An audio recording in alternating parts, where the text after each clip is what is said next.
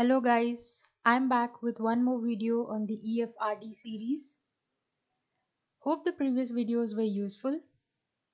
Well, this video is on income statement and it is a vast topic, so I'm going to cover it in parts. This is the part 1 on income statement and hope I'll be able to cover the balance portion in one or two more parts. So without any further delay, let's just begin with the topic. Friends, as already discussed in my previous video, the four financial statements required by Security and Exchange Commission are income statement, balance sheet, statement of cash flow, and statement of changes in equity. So income statement is one of the important financial statement that companies are required to file with Security and Exchange Commission. Friends, income statement is commonly known as profit and loss statement. It measures the earnings of an entity's operations over a period of time, such as a quarter or a year.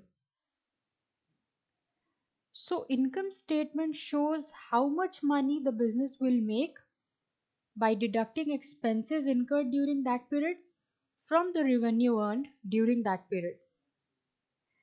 Here, two important points are worth of notice. First is that income statement shows the result of operation in the form of profit or loss.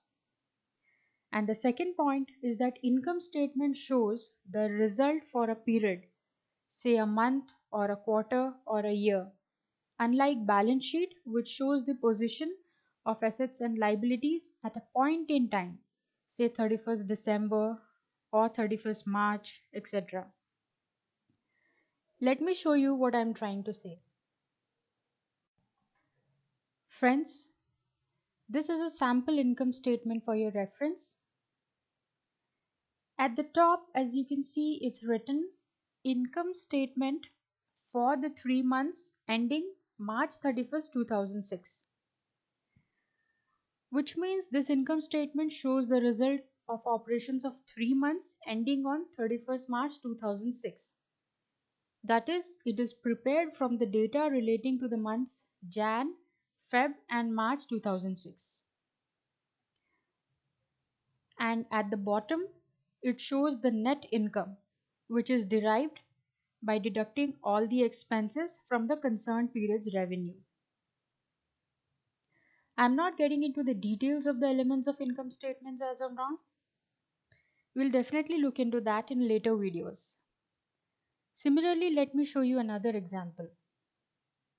We have another example income statement right in front of us. Let's see what's written at the top. It says income statement for the year ended December 31st, 2017. So that means this income statement covers the results of operation of a full 1 year ending on December 31st, 2017. That is, it covers the period starting 1st Jan 2017 and ending on 31st December 2017. Similarly, at the bottom, it shows the net income figure.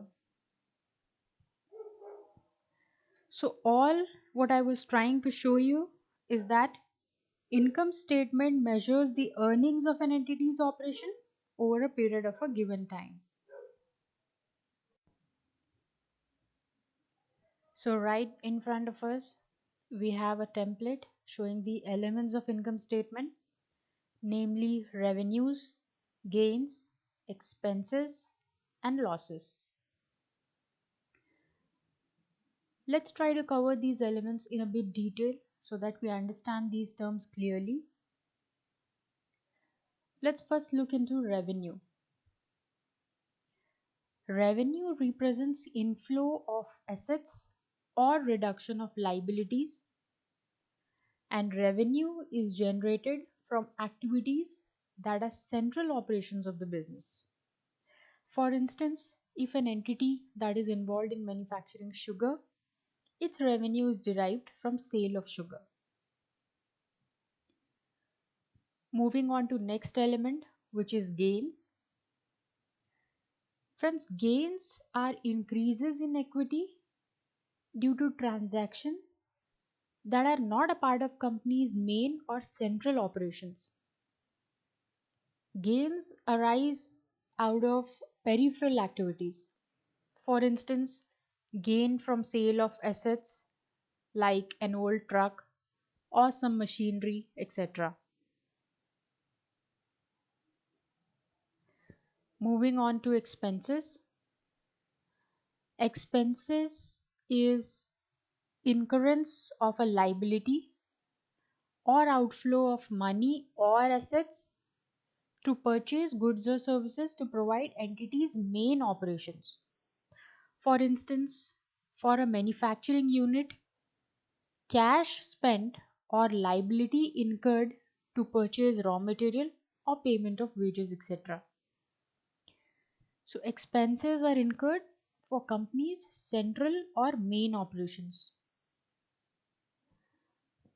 Friends, if you have not seen my video on basic accounting principles, please watch that video as I have covered some important points on expense recognition. I'm sure that it will help you to understand as to how expense is recognized in an income statement. Let's see the last element of an income statement, which is losses. So, losses are decreases in equity due to transactions that are not a part of company's main or central operations. So losses are associated with peripheral or incidental transactions. For example, loss from sale of an asset or loss from a lawsuit settlement, etc. So friends, revenue and expense relates to the central operations of the business, whereas gains and losses arise out of peripheral or incidental activities. So now we know that income statement include revenue, expenses, gains and losses. And the net effect of these results in profit or loss for the period covered by the income statement. So friends, income statement helps us to measure profitability. But what else helps us to measure or know?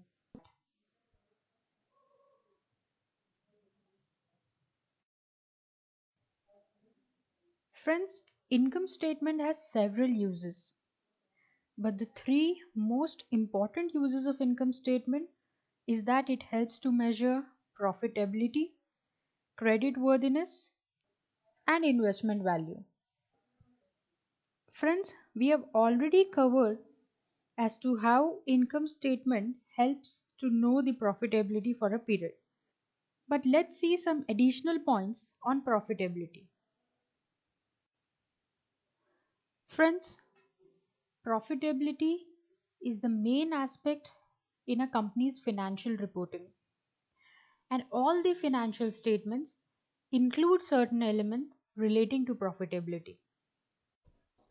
For instance, in a balance sheet, retained earnings is a reflection of profitability. Similarly, in a statement of cash flow, operating cash flows also throw some light on profitability. But the income statement directly shows profitability of a company by providing information on net income for a specified accounting period. Let's see how income statement helps to measure credit worthiness. And before we begin doing that, let's try to understand the meaning of the term credit worthiness. It is a judgment by lenders on the borrower's ability to honor debt obligations. So how do lenders determine the credit worthiness of an organization?